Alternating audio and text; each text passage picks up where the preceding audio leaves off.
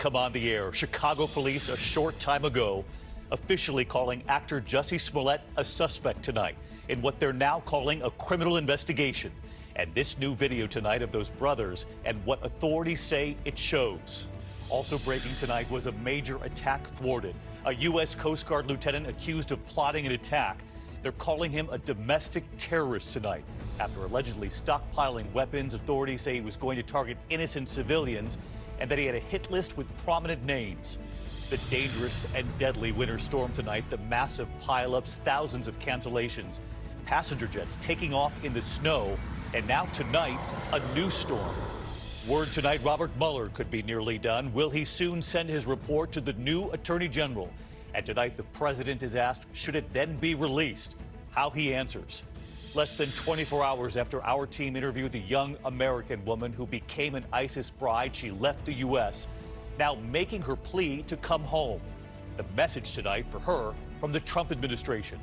The urgent manhunt at this hour for a man who went on a deadly shooting spree in Miami, killing one, appearing to randomly fire in several directions. Tonight, the alarming new surveillance right here. The unsolved murder of an 11-year-old girl. Tonight, decades later, the major break. What was it? And the family renting out their home on Airbnb, the stunning images, their guests stealing flat screens, destroying the home. This is ABC World News Tonight with David Muir. Good evening, and it's great to have you with us here on a very busy Wednesday night. And we begin tonight with the breaking headline out of Chicago. Police there are now calling actor Jussie Smollett a suspect in a criminal investigation. They say he is under investigation for, quote, filing a false police report in that alleged hate crime. Smollett had claimed two men attacked him and had called him racist and homophobic names. Tonight, this new video just emerging showing those two brothers buying supplies. Those two men say it was Smollett who orchestrated the attack. ABC's Eva Pilgrim leading us off. Tonight, Chicago police are officially calling Jussie Smollett a suspect under criminal investigation for allegedly filing a false police report. A grand jury, they say, is already hearing evidence. The stunning twist comes as the brothers at the center of that investigation are seen on surveillance buying a red hat and ski masks, items allegedly used in a phony attack the men claim they were paid to stage. After days of pressing Smollett for a follow-up interview, Chicago police today issuing a stark public warning.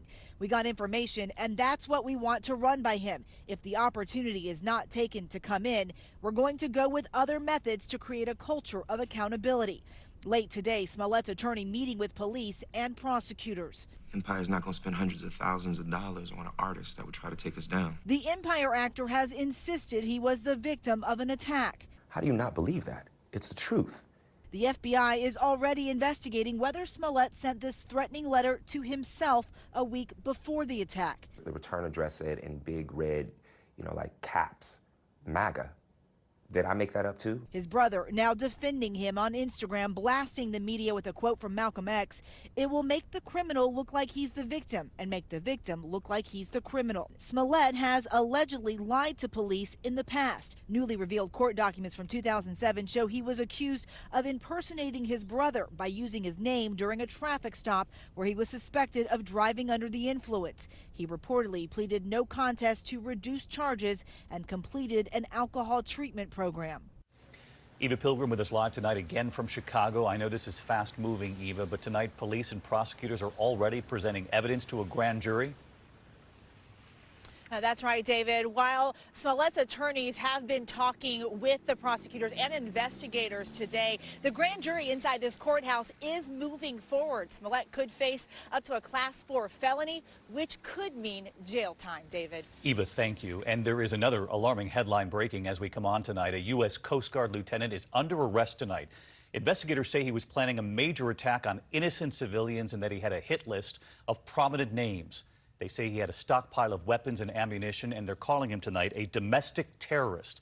Here's ABC's Chief Justice correspondent Pierre Thomas now. This is the arsenal, including 1,000 bullets, handguns, and sniper rifles that the FBI fears an officer in the U.S. Coast Guard was plotting to use in a cold-blooded killing spree. Their stark warning, 49-year-old Lieutenant Christopher Paul Hassan intends to murder innocent civilians on a scale rarely seen in this country. Hassan arrested on gun and drug violations that the FBI calls the proverbial tip of the iceberg. He is, they say, a domestic terrorist and a white nationalist who allegedly wrote he is dreaming of a way to kill almost every last person on the earth. The FBI claims he was developing a possible hit list of prominent politicians and television personalities, including the Speaker of the House, Nancy Pelosi, Senate Minority Leader Charles Schumer, Senator Elizabeth Warren, Senator Kamala Harris, and cable host Joe Scarborough. Hassan, who works at Coast Guard headquarters here in D.C., was also allegedly Googling information about the most liberal senators and asking ominous questions. Where do most senators live in D.C.? Do senators have Secret Service protection? And are Supreme Court justices protected? This is very alarming. Pierre Thomas with us live from Washington tonight. Pierre, you've been working your sources and you're learning that the Coast Guard actually tipped the FBI off to this man? That's right, David. This is a case of the Coast Guard becoming concerned about one of their own and tipping off the FBI, which launched a joint investigation.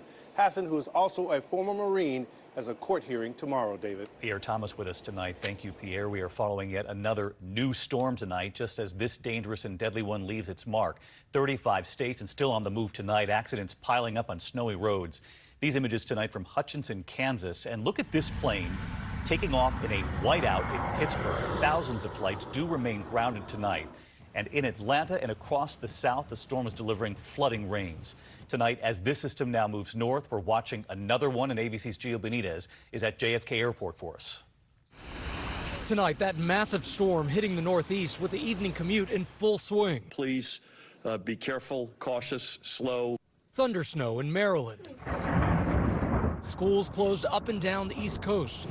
In the Washington, D.C. area, up to a half foot of snow. Our Stephanie Ramos is outside Charlottesville, Virginia. Snowplows like this one have been salting and clearing the roads all day, but the roads still proving to be too dangerous. Virginia State Police say they've responded to at least 380 crashes and stuck vehicles. The storm's snarling air travel, more than 2,000 flights canceled nationwide. Our David Curley is at Reagan National Airport. While there are takeoffs and landings, this is ground zero for the problems today. 40% of the flights canceled here before noon.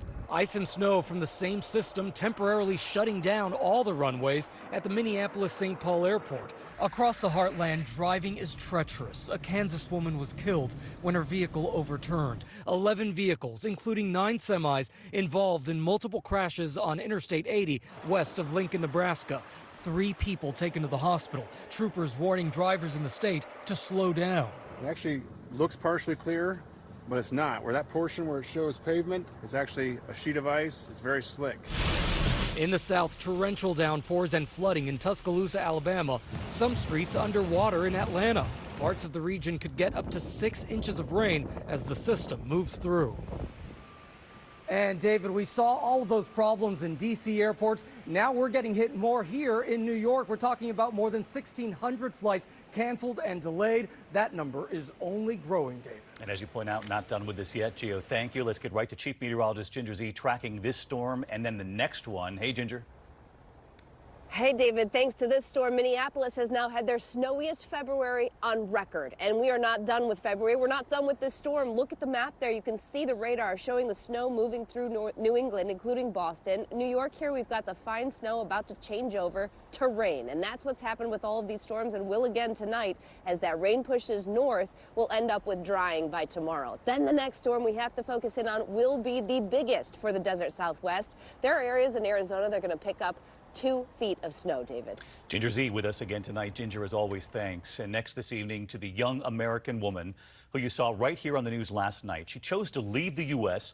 to become an ISIS bride. She had a baby, and now she's pleading to come home. Well, tonight, the Trump administration has a message for her. And ABC's James Longman, who interviewed her last night, is back on this tonight from inside Syria. Huda Muthanna, the Alabama woman who left 4 years ago to join ISIS and now wants to come home, tonight learning her fate. The president tweeting, "I've instructed Secretary of State Mike Pompeo and he fully agrees not to allow her back in the country." Because according to the State Department, she's not a US citizen. Do you expect people to have sympathy for you? I hope so, yeah. In an interview with ABC News, the 24-year-old ISIS bride said that she wanted to come back with her young son and that she now regrets ISIS philosophy. Do you feel regret and sorrow and remorse for being part of an organization like ISIS? Definitely. It's not Islamic at all. Do you think you deserve a punishment for what you did? Maybe therapy lessons. Muthanna's lawyers disputing the government's claim that she's not a US citizen, providing proof she was born in New Jersey and saying she had a valid passport. All this as ISIS struggles to hold on to their last stronghold. Today, more civilians bust out of the danger zone, possibly with more foreign wives with nowhere to go. The UK sending a letter to British ISIS bride Shamima Begum, banning her too. It's kind of heartbreaking to read. I thought it would. My family made it sound like it would be a lot easier for me to come back to the UK. And James Longman reporting in tonight from eastern Syria. So the UK saying she's not allowed back. Tonight, the Trump administration telling the American woman you interviewed, James, she's not welcome back in the U.S. Not a lot of sympathy here for a woman who chose to become an ISIS bride. But James, as you know, the other major issue out there are these ISIS fighters and where they should be prosecuted. I know U.S. authorities want to make sure they're locked up. Yeah, that's right, David. President Trump had been warning against allowing foreign jihadis to remain here in the region, saying instead they should be prosecuted at home. Muthanna's family will fight the decision to ban her. As the war against ISIS draws down, it seems legal battles are now brewing. David? All right, James Longman and our team inside Syria. James, thank you. Back here at home tonight, and there are signs Robert Mueller's Russia investigation is nearly done. And tonight, President Trump is asked if the report is turned in next week during his trip to Vietnam, should it be released? ABC senior White House correspondent Cecilia Vega with the president's response. President Trump today said his new attorney general, William Barr, will be the one to decide just how much of special counsel Robert Mueller's report the American public will see. Mr. President, should the Mueller report be released while you're abroad next week? That'll be totally up to the new attorney general. That'll be totally up to him. Should the report become public, do you think? I guess from what I understand, that will be totally up to the attorney general. Sources tell ABC News Mueller is expected to turn over his final report to the attorney general soon. During his confirmation hearing, Barr would not say how much he plans to make public. My goal will be to provide as much transparency as I can consistent with the law. I will not let personal, political, or other improper interests influence my decision. This as former acting FBI Director Andrew McCabe, as part of his book tour, opens up about why he launched a counterintelligence investigation into the president himself. Do you still believe the president could be a Russian asset? I think it's possible. And today, President Trump fired back. Well, I think Andrew McCabe has made a fool out of himself over the last couple of days, and he really looks to me like sort of a poor man's J. Edgar Hoover. He is a disgraced man. Let's get back to Cecilia Vega live at the White House tonight. And Cecilia, I want to turn back to the Mueller report and the Attorney General. We know what he's already said about this, that his goal is transparency, but he really has a lot of discretion in terms of how much or how little of Mueller's report he actually makes public. Oh, he sure does, David. When Mueller's team finally wraps this report, they will their investigation, they will submit their report over to Barr. He is then expected to alert Congress once he's received it. But after that, it's entirely up to him as to how much he reveals to Congress. You heard President Trump there right here today. He was asked point blank if the public should see this. He says this is entirely Barr's decision, David. All right, Cecilia Vega reporting in tonight. Thank you, Cecilia. We're going to turn next this evening to the urgent manhunt underway at this hour after a deadly shooting in a very crowded tourism spot in Miami. Police are looking for this man tonight, seen crossing the street, then suddenly opening fire and walking away. Here's ABC's Victor Oquendo. Police on the hunt tonight for a mystery gunman wanted for murder. Investigators say that's him, spotted across multiple surveillance cameras, first seen here taking off his jacket and moments later firing a single shot along hotspot Ocean Drive on South Beach late Saturday night. But police say that same man is the suspect behind this deadly shooting just a few minutes later. I counted 8 shots. Witnesses say the shooter got into an argument with another man in the middle of Collins Avenue, often packed with tourists and locals, and started shooting. We see clearly in video what he's capable of. It's imperative that we get him off the streets. That suspect fled and tried entering a hotel, but was turned away. David, police have not identified the victim, only saying he was shot multiple times. Tonight, there is still no word on a motive. David? All right, Victor Oquendo, our thanks to you. And we have chilling new details this evening in that case that made national headlines. The young mother last seen with her 1-year-old daughter on Thanksgiving Day. Tonight, a newly released affidavit and what it reveals. ABC's Kanan Whitworth is in Colorado.